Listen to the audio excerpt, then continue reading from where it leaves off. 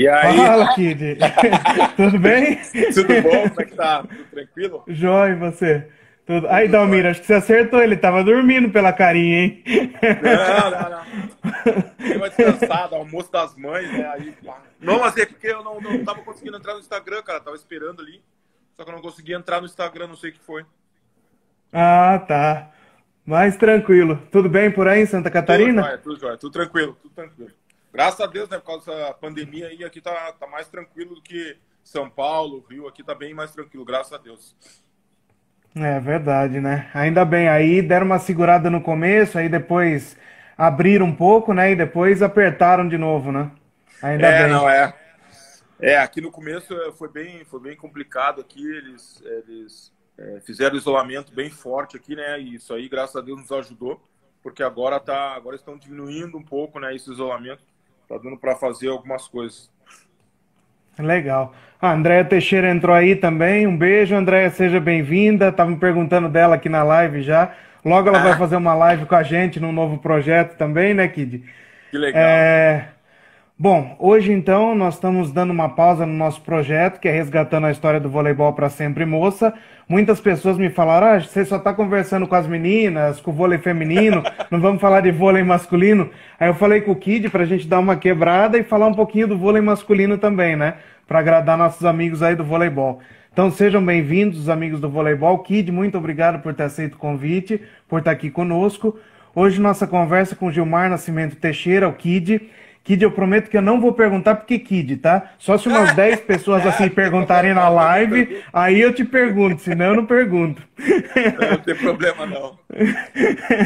Bom, o Kid participou da Olimpíada de Sydney em 2000, foi o primeiro líbero da seleção brasileira e o primeiro líbero em uma Olimpíada, foi ouro na Copa dos Campeões do Japão em 97, ouro na Liga Mundial em 93 no Brasil, ouro na Copa América em 98 em Mar del Plata, tricampeão sul-americano 93, 97 e 99, tricampeão da Liga Nacional, que antes de se chamar Superliga, se chamava Liga Nacional. Depois que virou Superliga, ele ganhou mais duas vezes. Então, na verdade, ele é pentacampeão da Superliga aí. Foi MVP da Superliga 2008-2009. Começou sua carreira no Sojipa, depois passou pela Pirelli, Sadia, Suzano, Olímpicos, Unisul, Cimed, Ubra, Novo Hamburgo e Pinheiros Sky. No exterior jogou em Porto Rico, na Itália, na Bélgica, no Japão e Coreia do Sul. Kid, fala pra gente um pouquinho como é que o voleibol entrou na sua vida, sobre sua carreira, as competições que você participou, seus títulos e mais uma vez obrigado por estar conosco. Ah, eu que agradeço, cara. Primeiramente, queria mandar os parabéns aí para quem está nos assistindo, quem é mãe. Feliz Dia das Mães. Eu peguei, já falei com a minha mãe, já dei os parabéns para a André, que está aqui também. A minha carreira, cara, começou quando eu tinha 12 anos. Eu comecei em Porto Alegre. Aí, na época, eu era um jogador bastante alto, né, para minha idade. A minha professora é que me falava que eu era bastante alto, naquela época eu era. E aí ela pegou e pediu para eu ir fazer um teste ou na Sojipa ou de vôlei ou de basquete. Como eu não gostava muito de basquete, eu peguei e fui fazer um teste no vôlei. E aí, graças a Deus, fiquei lá uma semana fazendo os testes nas quadras abertas da Sojipa. E aí peguei e passei, né, nessa peneira e fui para as quadras cobertas. Aí nas quadras cobertas eu comecei a treinar, não sabia nada, não sabia a rotação, não sabia nada, sabia o que me falava, que era passou uma bola branca na frente, ataca, dá-lhe porrada. Então aí eu peguei e comecei a me destacar na Sojipa, graças a Deus. Da Sojipa eu fui para Sadia, da Sadia eu fui para Pirelli, aí da Pirelli eu fui para Olímpicos, Suzano, né? E aí rodei pelo Brasil algumas equipes e depois peguei e fui para fora do Brasil. Antes de ir para fora do Brasil, eu joguei a Olimpíada de Sydney, que foi o meu grande sonho, né? Como atleta era ir para uma Olimpíada. Então eu peguei e consegui ir para a Olimpíada de Sydney e aí encerrei minha carreira na seleção, mas aí continuei nos clubes, jogando por 28 anos e aí encerrei minha carreira em 2010 na equipe da extinta Sky Pinheiros, em São Paulo. Isso é um pouquinho, um resumo bem rapidinho aí da minha trajetória dentro do voleibol. Legal, Kid. Kid, quando você parou de jogar, qual o rumo que você tomou na sua vida? O que você faz hoje pós-carreira de atleta? Antes de parar, uns 4 anos antes de parar, eu já tinha em mente, né, que teria uma hora que eu teria que parar, eu teria que me preparar para isso. Então eu comecei aqui em Santa Catarina mesmo, eu estava na Unisul com o técnico Pacheco, conversei com ele e comecei já estava com uma certa idade, já comecei a falar para ele para diminuir um pouco, de repente o final do meu treino da noite para eu poder fazer faculdade. Aí eu comecei a fazer faculdade de Direito, me formei, sou formado em Direito, né? Porque eu não queria fazer Educação Física, não me interessava muito naquela época fazer Educação Física, então eu peguei e comecei a fazer Direito, né? Como eu tinha falado, e terminou a minha carreira, eu peguei e terminei os estudos, um ano depois de encerrar minha carreira, eu peguei e terminei os estudos, me formando, e logo em seguida atuei um pouco na área do direito. No direito eu me especializei em direito desportivo e atuei um pouco na área, mas o voleibol falou mais alto. Eu recebi uma proposta para voltar para o voleibol, uma proposta bastante bacana, voltar como técnico. E eu voltei aqui em Itajaí, sou técnico das categorias de base do Itajaí Pro Vôlei. Itajaí Pro Vôlei, umas categorias feminina. E é muito bacana, então hoje eu sou técnico de voleibol aqui em Santa Catarina. Legal. Seja bem-vindo, Marlon. Marlon tá te mandando um grande beijo aqui. Meu Um prazer amigão, ter você faz conosco. tempo que eu não vejo. Ele vem aqui para Santa Catarina, não vem nos visitar agora, então, com a pandemia, não vem mesmo. Blue Vôlei também tá pedindo para você mandar um abraço para eles aí. Um abração pessoal do Blue Vôlei. Eu peguei agora também na Liga B. Como a minha filha Gabriela jogou a Liga B pelo Blue Vôlei, eu peguei e fui lá e ajudei o pessoal um pouco lá, o Luiz e o Rui, ajudei eles um pouco dentro do treinamento e foi muito bacana, uma experiência bastante gratificante para mim lá treinar com eles. Muito obrigado, viu? Kid, quem foram suas inspirações como atleta e hoje como técnico? A minha inspiração, cara, a minha grande inspiração como técnico foi o Renan. E eu tive a grata surpresa de tê-lo como técnico, né, e tê-lo como supervisor na equipe extinta também da Unisul. Logo começou o projeto, era Olímpicos, em São Paulo, e aí eu joguei contra o Renan, ele como técnico. Na época ele era técnico do Palmeiras, e aí eu joguei contra ele. Depois a gente veio aqui para Santa Catarina, e ele foi meu técnico, depois foi o gerente do projeto. Então ele como técnico foi minha grande inspiração como atleta, e como técnico uma inspiração que eu tenho é o Bebeto de Freitas. Para mim, indiscutivelmente, foi o melhor técnico que eu tive, uma pessoa excepcional dentro e fora de quadra. Legal. Kid, você hoje trabalha com voleibol de base em Itajaí. Isso. Se você puder falar um pouquinho sobre o seu projeto e dizer para a gente também o que é necessário ser feito para fomentar o voleibol de base no Brasil, que a gente sabe que de muitos anos para cá a base está sumindo cada vez mais, aparecem menos revelações, menos atletas de ponta. Qual o trabalho que você acha que pode e deve ser feito para o voleibol de base crescer novamente? Eu trabalho aqui no Itajaí Pro Vôlei, aliás, quem quiser seguir é @Itajaí Pro Vôlei, é um projeto bem bacana.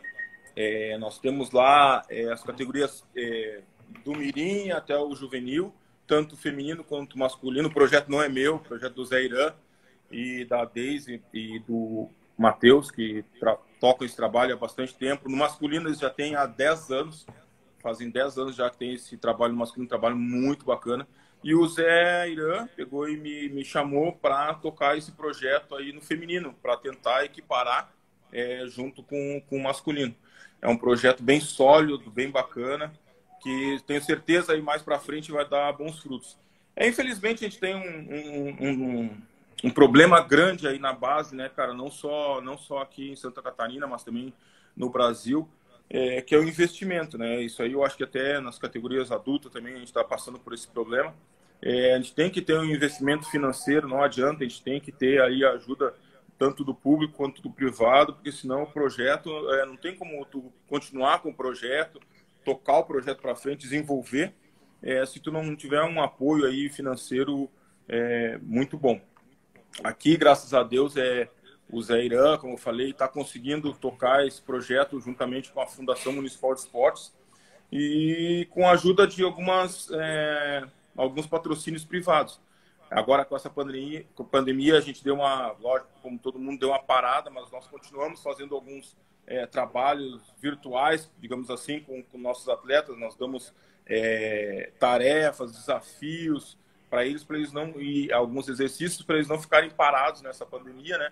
Que a gente tem certeza que essa pandemia vai passar, e quando ela passar, se Deus quiser, nós vamos retomar tudo, vamos ter que retomar gradativamente, mas a gente quer já dar um passo à frente, já fazendo com que nossos atletas continuem fazendo os exercícios, não fiquem totalmente parados. Legal. Pessoal, primeiro eu estou fazendo as perguntas que foram enviadas antecipadamente, tá? Nos stories do Instagram da Liga, eu abri uma visualização para pergunta para quem queria mandar. Então, primeiro eu estou fazendo as perguntas de quem mandou antecipadamente, mas vocês podem mandar as perguntas ao vivo também, que depois eu repasso para ele, tá? Kid, falando do Covid-19, nós temos um cenário muito complicado para o voleibol. O SESC já fechou, o SESI também já fechou, talvez dispute com o Sub-20, a Superliga, talvez nem dispute, né? Como você acha que fica o cenário do voleibol, principalmente no alto rendimento, após pandemia? Eu acho que vai ficar bastante complicado. Eu acho que o nível, eu acho que vai baixar bastante. Principalmente nós estamos vendo aí, eu tenho acompanhado alguns sites, né, alguns Instagram de algumas entidades, e muitos jogadores estão saindo do Brasil. Então eu acho que o nível vai baixar drasticamente, o nível técnico, né? Vai baixar drasticamente assim depois que passar essa pandemia. E espero, né, que nossos patrocinadores retornem para o voleibol, porque senão nós vamos ter um cenário bastante difícil. Porque, como eu falei, sem patrocinador é complicado tu fazer esporte. Falando do patrocinador, nós vimos na última Superliga aqui de muitos ginásios vazios, né? Até com transmissão pela TV. O que fazer para trazer o público de volta para o ginásio e, consequentemente, para trazer mais investimento para o esporte, mais patrocinadores? Qual o caminho para isso? Uma coisa que eu vejo, tu tem que tornar o campeonato mais atrativo para o público, né? Porque muitas vezes se torna meio chato tu ficar vendo aquele jogo meio monótono, sem nenhuma atração. Nós temos que tornar, eu creio, o voleibol como um produto. A mesma coisa que os americanos fazem. Os americanos fazem isso com excelência em várias modalidades. Eles usam o esporte como um produto. Então, nós temos que fazer isso, eu acho que na Superliga. Nós temos um exemplo aí, eu cito o Blue Volley.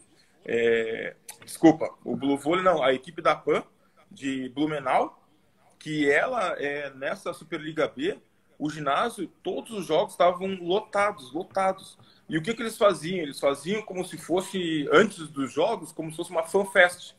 Então, eles botavam várias atrações no entorno do ginásio, fazendo com que o público tivesse gosto de ir para o ginásio. Era festival de enterrar a bola de vôlei, de fazer várias ações antes de começar a partida. Isso aí atrai o público. Isso aí atrai bastante o público. E eu acho que a ACBV, né, no caso, tem que achar uma solução para que o voleibol se torne cada vez mais atrativo, porque, como a gente viu essa pandemia, todo mundo está vendo essas transmissões agora via internet. Então, o público, se tu não tiver um atrativo dentro do jogo, alguma gincana, como se fala, ou sortear alguma coisa, não sei. Eles têm que achar alguma forma para trazer esse público novamente para o ginásio, porque senão vai ficar muito difícil a gente trabalhar com esporte, com voleibol no Brasil. Por isso que está acontecendo isso. Os jogadores todos estão indo para fora do Brasil.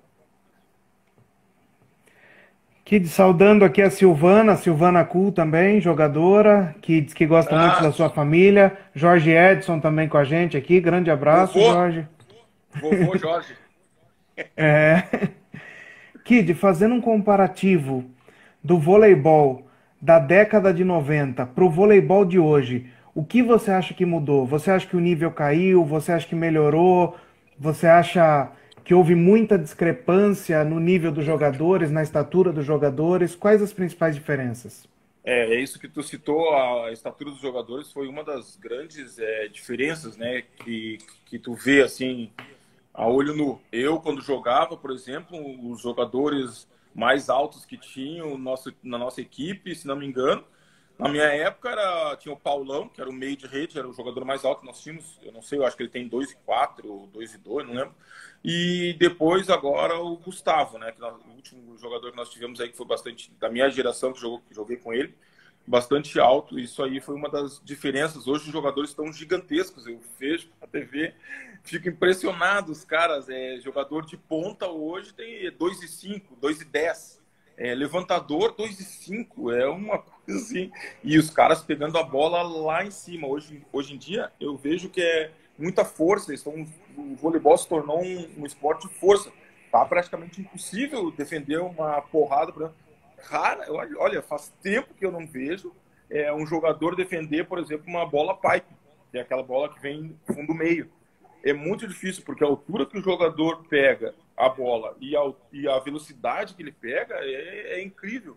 Então, eu acho que a diferença das gerações hoje em dia é muita força. Hoje o voleibol está sendo extremamente força. E aquela habilidade que nós víamos naquelas equipes antigas, de Suzano, naquela nossa geração lá que tinha Carlão, Paulão, Pampa, Tandy, Giovanni, jogadores muito habilidosos, Maurício, jogadores mais habilidosos. Hoje está totalmente diferente. Hoje os jogadores são puramente força, força pura, e pegam a bola a 3,70 m, 3,80 m, que é uma coisa fora do comum. E Kid, como foi para você a transição de atacante? Você como um grande atacante, inclusive esses dias acho que passou a final da Superliga 2007-2008, que você Isso. entrou no primeiro set no jogo, na equipe da CIMED, e acabou com o jogo, né? Foi, acho que o melhor atacante da partida.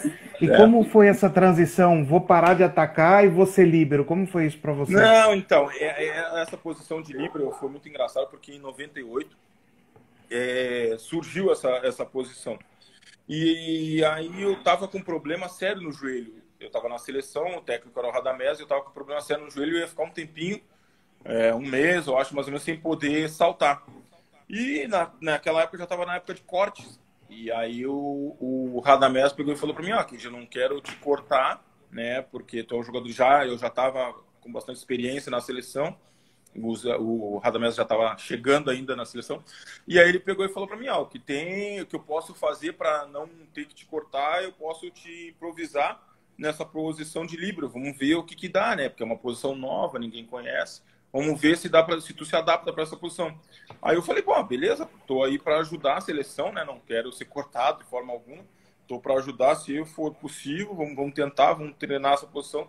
E foi o que aconteceu. Eu treinei a posição. Na primeira semana foi horrível. Muito difícil. Para mim, tava bem difícil. É uma posição totalmente nova, né? Eu não podia atacar, não podia fazer nada, sacar, não fazer nada. Só passar e defender. E então eu peguei. E essa primeira semana foi uma semana de adaptação, mas como todo brasileiro consegue se adaptar rapidamente. Eu já na segunda semana já estava mais adaptado, já estava tranquilo. Gostei da posição, gostei bastante da posição. E fiquei. E fui, graças a Deus, o primeiro líbero da seleção brasileira. E era muito engraçado, porque na seleção eu era líbero e no clube eu era o atacante. E ganhei prêmios, 2 ou 3, não lembro de jeito, prêmios como melhor atacante da Superliga. E aí eu ia para a seleção e era líbero. E foi muito bacana. O pessoal me perguntava, eu brincava, né? Não, eu tô indo de líbero para a seleção, porque aí eu guardo meu braço para quando chegar a Superliga eu dou porrada nos caras. Mas foi uma adaptação bem bacana. Eu consegui diferenciar bem as duas posições. Foi como se tivesse desligado uma chavezinha, tipo assim, agora é a hora do ataque, agora é a hora de passar. E foi bem bacana, porque quando eu era líbero, eu ficava, né, a temporada inteira da seleção lá, só com essa função exercida de líbero. Legal. Kid, Olimpíada de Sydney 2000. Vocês saíram em primeiro do grupo, pegaram o quarto colocado do outro grupo, que foi a Argentina, nas quartas de final, e perderam de 3-1, sendo que o Brasil tinha grandes chances e era um dos favoritos. O que você acha que faltou? O que você acha que houve ali? Foi bem difícil, cara. Primeira Olimpíada foi maravilhosa para mim. Pô, foi meu sonho, treinei durante 8 anos para ir para uma Olimpíada, é uma coisa assim fenomenal, fora do comum, não tem como descrever uma Olimpíada. Mas dentro de quadra, para nós, foi bem difícil, principalmente que nós perdemos a Olimpíada para uma equipe da Argentina, que não era uma equipe, assim, tecnicamente ou taticamente, sei lá, tão forte quanto a nossa, mas, infelizmente, naquela partida, os jogadores argentinos jogaram muito bem. O Brasil também não jogou tudo que podia. E isso aí também foi um pouco resultado, quem sabe, assim, dos nossos treinamentos. Eu acho que devia ter nos empenhado mais nos treinos. Nós também, podemos dizer que a gente entrou um pouco com salto alto nessa partida, não achando que a Argentina pudesse vencer a nossa equipe, que nós a qualquer momento poderíamos virar o placar, mas infelizmente não foi isso que aconteceu. E aí nós perdemos esse jogo, eu nunca vou esquecer. No outro dia, acho que era umas 9 horas da manhã, tivemos que jogar uma decisão de quinto a nono, acho, se não me engano, contra Quinto Cuba. oitavo. Quinto oitavo contra Cuba. E foi um jogo daqueles que, meu Deus, já viu, né? O cubano, quando ganha, beleza, quando perde, também larga de mão. Então, para nós lá foi muito difícil, que nós fomos para disputar um título e, no fim, acabamos às 9 horas da manhã do outro dia jogando uma decisão bem difícil ali contra Cuba. Mas serviu como lição, graças a Deus, serviu como lição. Kid, e você, hoje como técnico, almeja um dia chegar como técnico na seleção brasileira? Sim, com certeza. Tenho muito chão ainda pela frente. Adoro as categorias de base. Tanto é que até antes de acontecer um pouco essa pandemia, já estava programado de eu ir para Saquarema, ficar um tempo lá, que eu fui convidado para ficar um tempo lá acompanhando as seleções de base, que é a área que eu adoro. E o meu objetivo, com certeza, é chegar, quem sabe, um dia aí à seleção brasileira como técnico ou como auxiliar. Legal. Kid, o jogo mais marcante da sua carreira? O jogo mais marcante? Um jogo que nós jogamos contra a Argentina, foi uma Copa América contra a Argentina, em que nós estávamos perdendo de 14-10, se não me engano, final contra a Argentina, lá em Córdoba, ginásio lotado, Milinkovic fazendo festa com a torcida, e estava 14 na época da regra antiga, e eles todos já festejando. Se eles fizessem mais um pontinho, eram campeões pela primeira vez. E aí nós fomos lá, um time bem aguerrido. Tava eu, Ricardinho, Giba, nossa, a galera toda. Nós conseguimos dar a volta por cima, foi um jogo eletrizante. Saímos de lá escoltados, porque depois os argentinos queriam nos bater, começaram a cuspir na gente, mas graças a Deus a gente conseguiu reverter esse placar aí e fomos campeões da Copa América em cima da Argentina, lá em Córdoba. Muito bacana, jogo inesquecível. Legal. Kid, se você pudesse voltar no tempo, o que você teria feito diferente na sua carreira e qual jogo você gostaria de esquecer? Se eu pudesse voltar no tempo... e mudar alguma coisa... Cara, eu gostaria de ter ganho justamente um campeonato da Superliga, uma semifinal que a gente jogou contra o Minas, que aí eu não teria que ouvir o Maurício Lima me sacaneando hoje, que passou a reprise, e eu fui brincar com ele lá, ele pegou e falou, mas eu ganhei. Eu falei, pô, sacanagem. Esse jogo eu gostaria de voltar e ter ganho. A gente perdeu um jogo, na época era melhor de 3, e aí nós perdemos 2-1 para a equipe do Minas. Foi uma eletrizante lá, semifinais. Eu fiz uma média de 32 pontos nessas semifinais. Foi muito bacana, mas infelizmente a gente perdeu o jogo em casa ainda, aqui na Unisul, em Santa Catarina. Eu queria ter voltado no tempo e ter ganho esse jogo. E a outra pergunta qual era? Qual que tu fez? Qual foi o jogo que você quer esquecer? Que você não quer lembrar? Um jogo que a gente fez na seleção, um jogo contra Cuba, no Maracanãzinho. foi muito difícil essa partida, porque na época, foi logo em seguida, acho que foi em 93, 94, nós tínhamos sido acabados de ser campeões, né, olímpicos, e aí nós tínhamos um jogo contra Cuba, só que aí um jogo em que o Zé Roberto ele optou por, no vestiário, ele pegou e nos falou que ele ia poupar os jogadores titulares e botar o time reserva. Lógico, a gente era reserva, tinha que estar sempre preparado para qualquer situação, mas foi uma situação bastante difícil, que a gente não estava esperando que fosse trocar tão bruscamente assim, a equipe toda, né? Então a gente pensou que, a princípio, nós sabíamos que íamos jogar essa partida, mas a gente pensou que fosse ser trocado aos poucos. Troca um jogador, 2 jogadores no primeiro set, depois vai trocando aos poucos. Mas não, ele pegou e começou com o time totalmente reserva, direto. Rapaz, tava todo mundo, era novinho ainda, né? E, cara, a gente tava nervoso pra caramba. E aí, porra, a gente jogou muito mal. O time reserva jogou muito mal. A gente tomou uma porrada de Cuba, cara. E a torcida começou a ficar indignada, porque naquela época, o que todo mundo queria ver? Todo mundo queria ver Tandy, Giovanni, Maurício, Negrão, a galera toda ali, né, que tinha sido campeão olímpico. E aí, como ele nos botou, cara, a torcida veio abaixo. Cara, esse jogo é um jogo que eu queria esquecer. Esse jogo não foi legal, não. Legal, Kid. Bom, então, feitas as perguntas que foram enviadas antecipadamente pela história da Liga, agora eu vou passar para as perguntas aqui que vocês enviaram ao vivo na live. Lembrando que amanhã nós voltamos com o projeto Resgatando a História do Voleibol para Sempre Moça. Nós teremos amanhã a Miriam Volkes às 21 horas, a Tati na terça-feira, Mariângela na quarta, Daniela Scott na quinta e o Pedrinho Souza, que foi vice-presidente do clube aqui na Nestlé, falando sobre como a Nestlé veio para Sorocaba, como foi embora.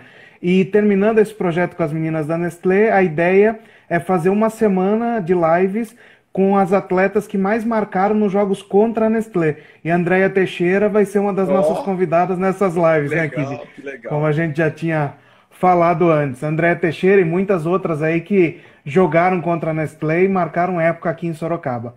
Bom, então vamos para a pergunta do Roberto Barrenha aqui. Ele pergunta aqui, você não acha que o apoio da televisão, porque não tem apoio nenhum da televisão, principalmente da TV aberta, hoje é cultura que está entrando, mas bem devagar, não ajudaria a ressuscitar o voleibol, a trazer os patrocinadores? Porque, por exemplo, Sport TV Globo, em vez de falar Sesc, fala Rio de Janeiro, em vez de, né? O que você acha? Não, com certeza, isso aí seria maravilhoso. Eu lembro até na minha época, nós tínhamos a Bandeirantes e tínhamos o Luciano do Vale, que era o canal, eu lembro direitinho, o slogan era Bandeirantes, o canal do esporte, e na TV aberta impulsionou o vôlei assim, de uma maneira incrível, incrível. Então, com certeza, se nós tivéssemos uma TV aberta, isso ajudaria, nossa, imensamente o voleibol, não só o voleibol, mas o esporte num todo. Mas eu vejo também que isso hoje tá difícil. Eu acho que, se não me engano, a CBV, eu acho que tem um contrato com a Globo que vai mais um ano, se não me engano. E nesse contrato diz que a Superliga não pode ser falada, os patrocinadores, tudo, e sempre vai ser desse formato que a Globo pede, né? Que está em contrato. Então, eu acho que depois que acabar esse contrato aí, a CBV tinha que, com certeza, dar uma olhada e ver qual seria a melhor forma de botar o voleibol novamente em evidência aí no canal aberto, né? Mas tem que estudar bastante para ver qual seria a melhor forma. Por quê? Porque eu vejo também que tem uma máxima que nós, quando éramos atletas, íamos dar entrevista, tu dando uma entrevista na Globo e 10 entrevistas, sei lá, em outro canal, essa entrevista da Globo, com certeza tu era muito mais visto do que esses outros canais. Hoje em dia já está bem diferente, mas é uma coisa que a gente tem que pensar com carinho e com calma, porque isso aí impacta muito na nossa modalidade, no voleibol. Legal. Aqui o Tenente Coronel Speck. Ah, não, o Speck. Pelo amor de Deus, vou falar. Aliás, os caras eles ficam me sacaneando, porque porque são Speck, Luciano, Emílio, George. essa galera é uma galera que é da Sojipa. Eu comecei toda a minha infância lá na Sojipa, em Porto Alegre. Eu fiz com eles na Sojipa. Então, nós jogamos 5 anos juntos. E volta e meia agora, até hoje em dia, tudo macaco velho já. Mais de 50 anos, a gente se encontra, se possível, uma vez por ano. E aí nós temos um grupo, o grupo da Sojipa, em que nós falamos de política, de voleibol, de tudo. Brincamos bastante. E todas as lives que eu faço, eles vêm me sacanear. Porque eles acham que a época dos nascidos em 71, 72, jogaram melhor que os 70, que é a minha época. Mas, na realidade, óbvio, que os 70 eram muito melhores e os 71, 72 ajudavam nos treinos, né? Lógico, eles completavam a nossa equipe. Mas, nossa, tenho só a agradecer essa galera aí. Qual a pergunta Ele pede para... Ele pede para você falar aqui qual a melhor geração da Sojipa da década de 80. Viu? Eles vão insistir. Toda live que eu faço, eles pegam e perguntam isso. Eu sou obrigado a falar para eles que não tem, não adianta. E eles ficam com ciúmes, porque aí são vários jogadores, são vários amigos, né, que eu tenho. E às vezes eu esqueço de um cara. Se eu não falo de um, por exemplo, se eu não falo do Emílio, se eu não falo do Jorge, do Luciano, do Adão, do Evandro, de vários jogadores, do Paulinho, vários jogadores, se eu não falo o nome de um, meu Deus, durante a semana tu vai ver. Parando a live aqui, os caras vão mandar um monte de mensagem. Mas, gente boa, os caras, meus amigos aí, meus irmãos, camaradas, caras que me ajudaram bastante aí no desenvolvimento do voleibol, da minha vida também. E é bacana, assim, cara, porque... o esporte não te dá só medalha, só troféus, ele te dá muitas amizades, cara, muitas amizades. E essas amizades, as amizades verdadeiras, tu leva para a vida inteira. E esses caras aí, para mim, ó, eu levo no coração, são um amigão de fé. Falando no George, ele tá aqui também. E ele pede para você dizer uma palavra sobre a geração de 72 da Sojipa. Ela foi realmente a melhor do Rio Grande do Sul? 72, uma palavra ele quer? Ele falou uma palavra? Uma palavra sobre a seleção, a equipe da Sojipa. Complemento.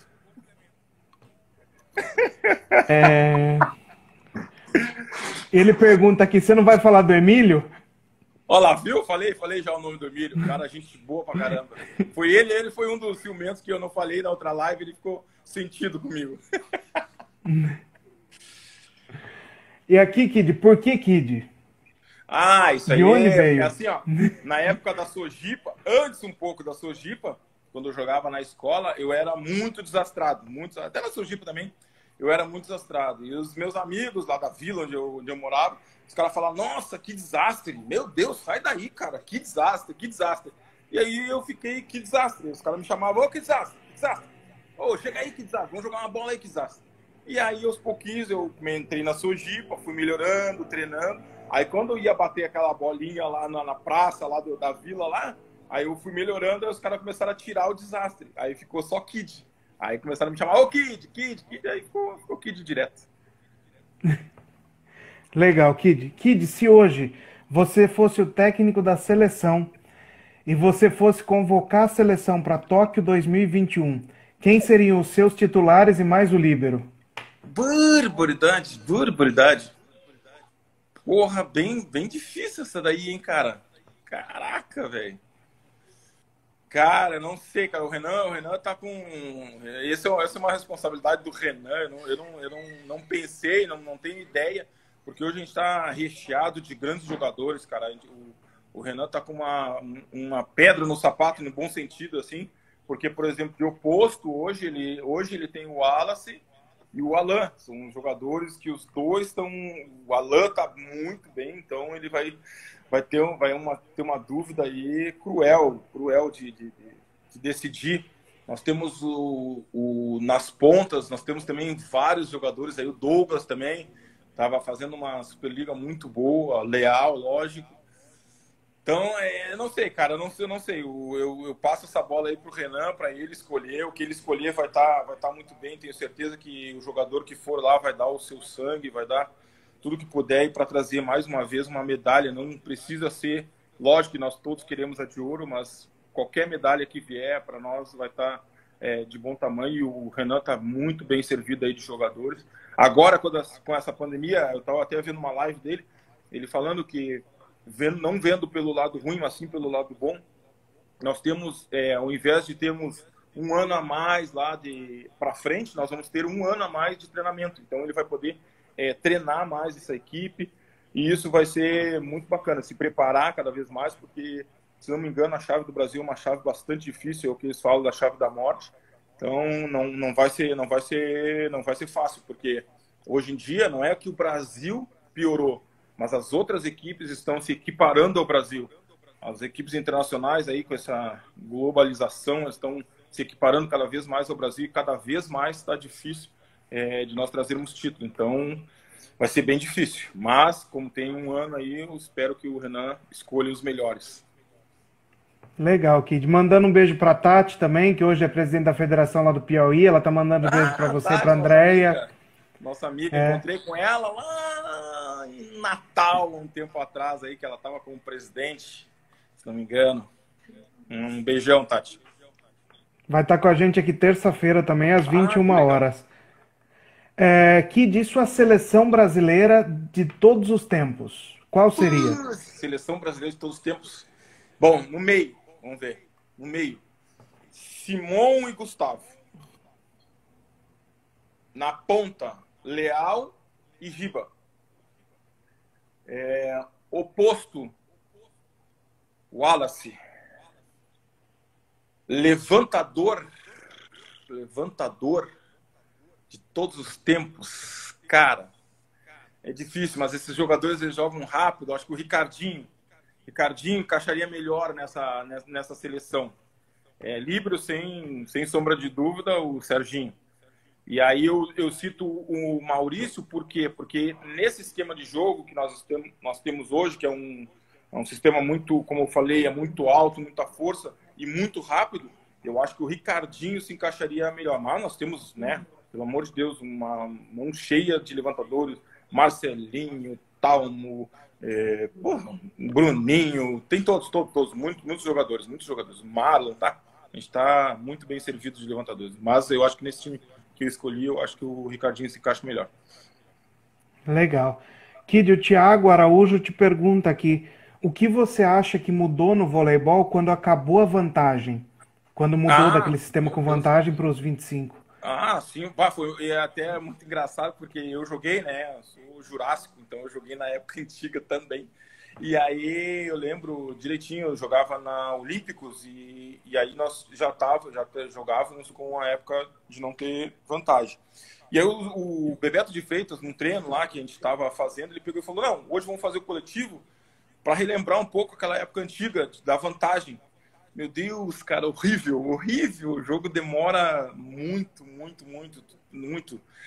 Não tem mais como ser essa mudança para a vantagem. Foi muito melhor. Legal. E aqui que o Carlos pede para você falar sobre quando você jogou em Novo Hamburgo. Em Novo Hamburgo foi muito bacana. Eu joguei na equipe da online. E lá nós tínhamos uma equipe muito boa, viu? Nós tínhamos grandes chances ali de nós irmos muito bem na Superliga, mas infelizmente ou felizmente eu joguei o Campeonato Gaúcho e logo em seguida que eu joguei o Campeonato Gaúcho eu tive que me mudar para a Coreia, que eu recebi uma proposta muito boa da Coreia. Eu já estava com uma idade não avançada, mas já estava com um jogador experiente. E recebi essa proposta que era impossível não aceitar, financeiramente era muito boa. E nós tínhamos uma equipe lá online, foi muito bacana. Nós tínhamos lá o William como levantador, tinha o Zago, tinha o Tuba, um ex-atleta que está morando aqui em Santa Catarina.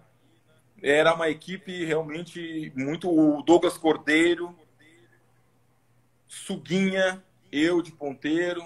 Nossa, era uma equipe muito boa mesmo, só que infelizmente terminou o Campeonato Gaúcho, eu já me mudei, já tive que... acho que uma semana depois que acabou o Campeonato Gaúcho, eu tive que me mudar, e aí a equipe não foi tão bem, porque realmente o técnico era o Jorginho Schmidt, realmente desfalcou a equipe ali numa posição, e eu não lembro até em que posição terminou a equipe da online. Mas foi um momento muito bacana da minha carreira. Jogar no online foi muito legal. Legal. E aqui, Kid, O que você espera para a filha de vocês dentro do voleibol? Como é que está a carreira dela? O que você almeja para ela? O que ela almeja dentro do voleibol? Não, a minha filha hoje, ela começou jogando aqui em Santa Catarina, depois foi para o Bradesco, logo em seguida ela foi para o SESI Bauru, né? Jogou no SESI Bauru durante uma temporada e agora ela recebeu proposta para jogar em Taubaté. Foi bastante bacana, principalmente nós, eu e a minha esposa que jogamos voleibol, né, de alto nível. É muito bacana ver a nossa filha assim jogando junto com nossos amigos, né? Muitas vezes ela jogou aí com jogadores que jogaram com a minha esposa, com a Andréa Teixeira. Mas eu acho que ela tem que trilhar a carreira dela, ver o que ela vai escolher, se ela vai continuar jogando, ter essa pandemia aí que não sei o que vai acontecer para frente. Ela que escolha se ela vai continuar jogando voleibol, se ela vai estudar, trabalhar. Isso aí é uma coisa que eu e a minha esposa, nós procuramos não nos meter muito, nós damos, lógico, alguns conselhos para ela, mas no final quem vai decidir a vida dela é ela. Já está com 19 anos, vai fazer 20 anos, já está uma baita negrona, né? E Kid, seguindo aqui, qual a influência de você ter sido treinado pelo SPECT? O Kaique pergunta. E quais os treinadores que mais marcaram sua carreira? Essa é uma pergunta do Kaique, que é daquele grupo lá da Sojipa. O Special, o jogador, ele é canhoto, aí ele se espelhou muito em mim, entendeu? Aí catou umas bolas para mim lá na Sojipa na época, né? E ele se espelhou em mim, é um cara que tinha um braço bastante rápido, então era um jogador muito bom, muito bom, muito bom. Nos ajudou bastante lá. E o que eu perguntou? Os técnicos, né? Eu já tinha falado, para mim o melhor técnico é o Bebeto de Freitas, indiscutivelmente. Para mim ele foi o melhor de todos. É E os isso, outros que influenciam. Ele perguntou. Aliás, nem foi ele. Peraí que eu já perdi aqui quem foi. Perguntaram quais os técnicos, além do Bebeto, né? Não, Que mais. vários técnicos me influenciaram e me ajudaram. O Batista, quando eu comecei na Sojipa, foi um técnico que me deu oportunidade, confiou em mim e viu que eu tinha talento para o voleibol e ele me treinou muito fundamento. Eu consegui, depois de 92, eu consegui fazer a recepção, consegui passar, consegui o prêmio de melhor passador do mundo, muito em função do Batista lá atrás, porque foi ele que treinou todos os fundamentos. Ele não era um treinador que não ajudava os seus atletas, ele insistia muito no fundamento. E isso aí não parece, mas lá na frente, anos depois, me influenciou, porque na hora que eu fui treinar lá, eu já tinha na minha memória, lá no subconsciente, esse treinamento que eu fiz com ele, de fundamento, essa coisa bem bacana. Aí depois teve o só treinei com fera, citar todos é complicado. Eu tive o falecido Célio Cordeiro também, que era um gentleman dentro de quadra, dentro e fora de quadra, me ajudou bastante, mas eu passei pouco tempo com ele. Eu treinei com ele na Sadia, foi uma temporada apenas, e eu era muito novo. Logo em seguida peguei nada mais, nada menos que o Brunoro, um baita técnico, estrategista, um cara fenomenal. Jorge de Barros também, uma fera lá do Rio de Janeiro, o cara que era, como se fala, casca grossa, ele queria ver o jogador da porrada, queria tirar o sangue do jogador. Depois treinei com o Ricardo Navajas também, um cara excepcional, Ricardo Navajas, João Marcondes, lá em Suzano, que foi uma escola para mim também de perseverança lá. Alguns, né, a maioria do pessoal do vôlei, que está no meio do vôlei, sabe como é que é a história de Suzano, a história de superação dos jogadores. Treinávamos muitas vezes 4 vezes por dia, mas não é um treininho assim do nada, era um treininho forte, então tinha que ter muita perseverança para aguentar lá. Suzano, nós fomos campeões em 93, ganhamos tudo que podia, até para o ímpar, né? Então, Suzano, eu aprendi muito Suzano, aprendi a ganhar também em Suzano. Deixa eu ver, na Olímpicos, né, tive o Bebeto de Freitas, tive o Renan também como técnico, tive o Weber, que é um cara excepcional, tático, nos ensinou, não só a mim, mas a todos os jogadores a jogar taticamente em função de bloqueio e defesa. Tive o alemão, que foi auxiliar do Radamés, que ele frisava muito bloqueio na sua equipe. Enfim, tive vários técnicos aí. Cada técnico tem a sua peculiaridade e o negócio é tu tentar pegar o que cada um tem de melhor. Foi muito bacana. Tive vários técnicos bons. Legal. E o Kaique também pergunta qual o jogador gaúcho que você admira mais? Gaúcho, o Renan, que é gaúcho, né? Lógico, com certeza. E depois tem o Gustavo também. O Gustavo, que é um jogador excepcional, né? Que não tem o que falar dessa geração que veio depois da Olimpíada de 92. O Gustavo é um excelente jogador. Tem também o Paulão, que é o meio, né? Nosso campeão olímpico aí, meu amigo. Um abraço para ele, caso esteja vendo. Que foi nosso campeão olímpico também, é outro jogador gaúcho lá. Na realidade, o Sul está recheado de jogadores excelentes, Jorge Edson, Janelson, vários e vários jogadores saíram do Sul. Por quê? O voleibol no Sul foi um celeiro para levar grandes jogadores para a seleção. E o que acontece? Naquela época, esse tempo atrás aí, os técnicos, o que eles faziam? Eles treinavam muito fundamento, muito fundamento. E isso aí, como eu falei anteriormente, isso aí influencia lá na frente. E por isso que nós tivemos aí, eu até vou esquecer com certeza de algum nome, porque são vários e vários jogadores que passaram lá com os técnicos do Sul e que se destacaram. Legal. E Kid, o Pedro Casanova pergunta aqui, por que você jogava com a camisa 3 nos clubes e com a 4 na seleção? Ah, sim, 3, porque é um número que eu sempre gostei desde de pequeno e simpatizei com o número 3. E aí eu peguei nos clubes, eu sempre fiquei com a 3. E na seleção, infelizmente, quando eu cheguei na seleção, né, já tinha a 3, quem era o Giovani. Aí, como o Giovani tinha um pouquinho mais de experiência que eu, falei, não, pode ficar, Giovani, fica com a 3 aí, deixa que eu fico. Aí a outra camisa que estava sobrando logo depois da 3 era a 4. Aí eu falei, não, para ficar próximo da 3 ali, vou ficar com a 4. Aí eu peguei a 4 e ninguém tirou. E o Marcelo Lemos pergunta aqui, Kid, qual o levantador que você melhor se entrosou na sua história? É assim, ó, cada temporada eu joguei em várias equipes e joguei muito tempo, então são 28 anos de voleibol. Cada temporada um jogador, então eu até brinco com os caras que eu fui privilegiado, né? Eu só recebia bola boa, porque tive William, Talmo, Marcelinho, Bruninho, o William, capitão da seleção antiga, número 7, William da seleção, das antigas. Cara, eu só tive levantador bom. Maurício. Nossa, o Maurício era um cara que Ricardinho. Meu, é difícil, cara. São todos os levantadores que eu peguei, eu me entrosei. O Sandro, lembrei agora, joguei com o Sandro na online também. Então eu tive vários levantadores, cara, e todos eles eu me encaixei muito bem por eu ser canhoto, a posição que eu jogava, eu sempre consegui ter um bom entrosamento com todos esses levantadores. Legal. E se você pudesse mudar uma regra no voleibol hoje, qual regra você mudaria? Aumentar a rede. Aumentar a rede, não dá. Hoje em dia, eu vejo o voleibol, se não me engano, é uma das modalidades que mais teve mudança de regras nos últimos, sei lá, 20, 30 anos.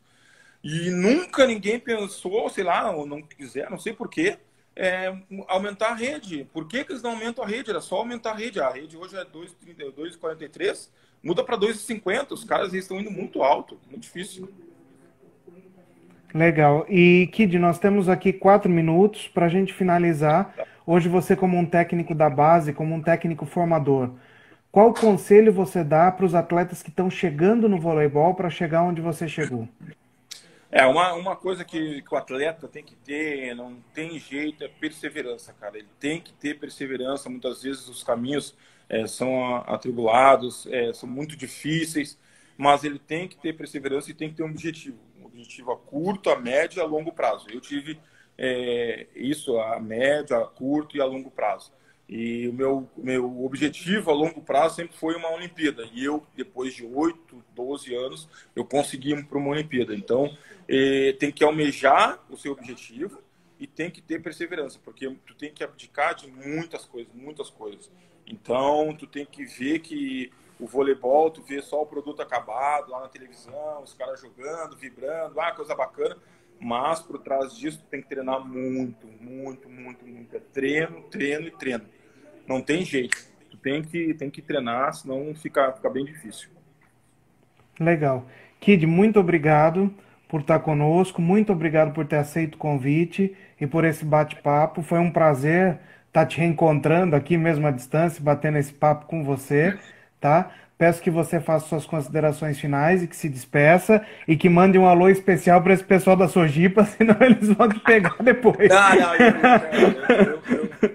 eu que agradeço, Douglas. Muito obrigado aí por essa oportunidade aí de falar com o pessoal, esclarecer algumas coisas. Um abraço, pessoal da Sojipa aí.